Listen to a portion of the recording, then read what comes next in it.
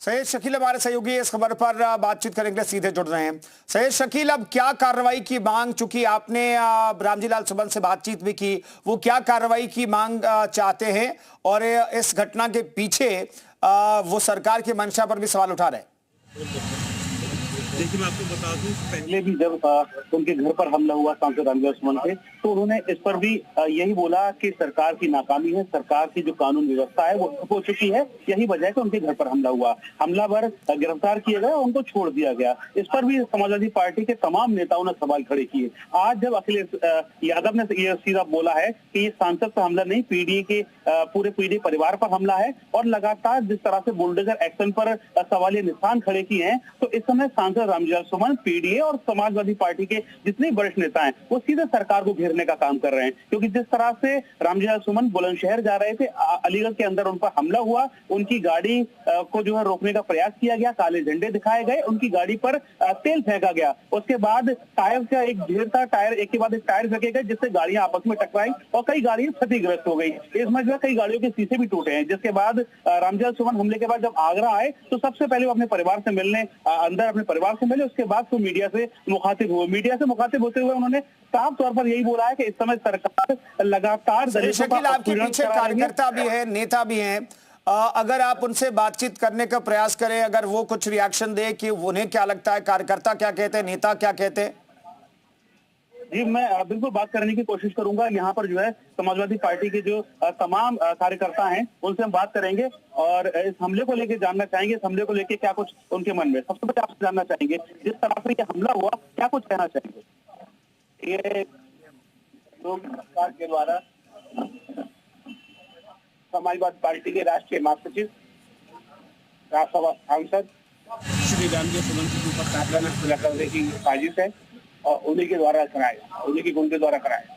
यहाँ जो है सांसद रामजी लाल सुमन भी बैठे हुए हैं, अपने कार्यकर्ताओं से बात कर रहे हैं। पहले कार्यकर्ताओं से बात कर लेते हैं, उसके बाद सांसद जी से बात करने की कोशिश करेंगे। आपसे जानना चाहेंगे, जब हमले में आप लोग डेलीगेशन के साथ जा रहे थे, किस तरह से अचानक से हमला हुआ, क्या आप बताइए। भाई साहब जो कह रहे हैं वही सुनाना। देखिए, ऐसा है, हम लोग गांधीवादी तरीके से जो पीड़ित पक्ष था, बुलंदशहर में जो घटना हुई थी, सांसद जी के नेतृत्व में जा रहे थे, लेकिन अचानक ही हम लोगों को रोक लिया गया। छावनी बना के तमाम पुलिस थी और उससे 200 मीटर पहले सांसद जी के काफिले को प्राण घातक हमला हुआ। उनकी गाड़ी के ऊपर ऑयल फेंका गया, तमाम टायर फेंके गए, ईंट पत्थर फेंके गए। अगर सांसद जी के समर्थक नहीं होते तो किसी भी प्रकार की बड़ी अनहोनी हो सकती थी।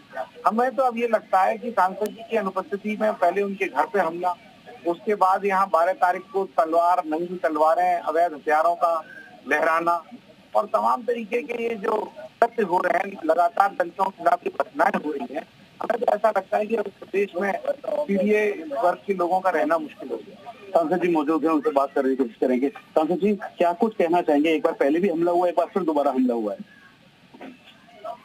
ये हमले निरंतर हो रहे हैं और हमले इसलिए हो रहे हैं कि जो हमला करने वाले उनको कहीं न कहीं शिक्षा मिली हुई है, संरक्षण मिला हुआ है। आप जानते हैं 26 मार्च को हमारे घर पर प्राणघातक हमला हुआ, 12 तारीख को 12 अप्रैल को यहाँ एक सभा हुई, सभा सशर्त थी, प्रशासन ने कुछ शर्तें लगाई, उसकी धज्जियां उड़ाई गई, तलवारों का और अवैध हथियारों का प्रदर्शन हुआ, किसी के खिलाफ कोई कार्रवाई नहीं हुई। तो इस प्रकार जब वातावरण बना तो जो खुराफाती तत्व है, अवांछनीय तत्व है, जिन तत्वों की मनोवृत्ति सामंती है, उनको कहीं न कहीं शय मिल गई।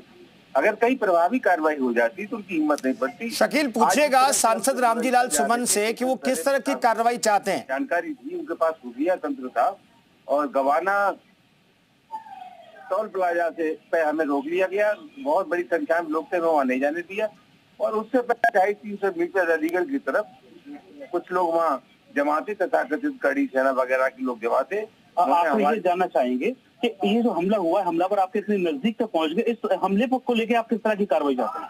लेकिन कार्रवाई का सब सवाल अलग सवाल है। महत्वपूर्ण सवाल ये है कि यहाँ स्थानीय लोग किसमें शामिल नहीं है। जब राज्य सरकार ही पूरी तरह से इसमें शामिल है तो इन लोगों से हम क्या मांग करें? हमारी जान लेने की पूरी साजिश हो रही है और मैं समझता हूँ इसमें राज्य सरकार पूरी तरह शामिल है। अभी आगे समाजवादी पार्टी के जो कार्यकर्ता हैं, पीडीए का परिवार क्या निर्णय लेगा, किस तरह से जो है इन सारे मुद्दों को बनाएगा? मैं समाजवादी पार्टी का कार्यकर्ता हूँ। पार्टी में निर्णय सामूहिक रूप से लिए जाते हैं। पार्टी की राष्ट्रीय कार्यकारिणी है, पार्टी का संसदीय बोर्ड है और समाजवादी पार्टी के राष्ट्रीय अध्यक्ष हैं। फैसला एक व्यक्ति नेता फैसले सामूहिक होते हैं और उसके लिए पार्टी ने अधिकृत कर रखा है राष्ट्रीय अध्यक्ष जी को। वो जो चाहेंगे वही निर्णय होगा। अभी आपकी जो अखिलेश यादव जी से भी बात हुई है, क्या कुछ आश्वासन मिला है वहाँ से?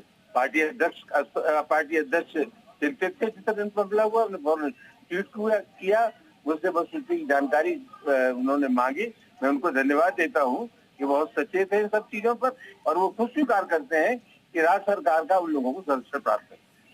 तो ये ठीक है, रामजल सुमन है, उनका खास तौर पर ये कहना है कि उनके ऊपर जो हमला हुआ है, उस हमले में राज्य सरकार का जो है जो हमलावर उनको संरक्षण प्राप्त है। जी शुक्रिया सैयद शकील इस खबर पर बातचीत करने के लिए, सांसद रामजी लाल सुमन से बातचीत करने के लिए।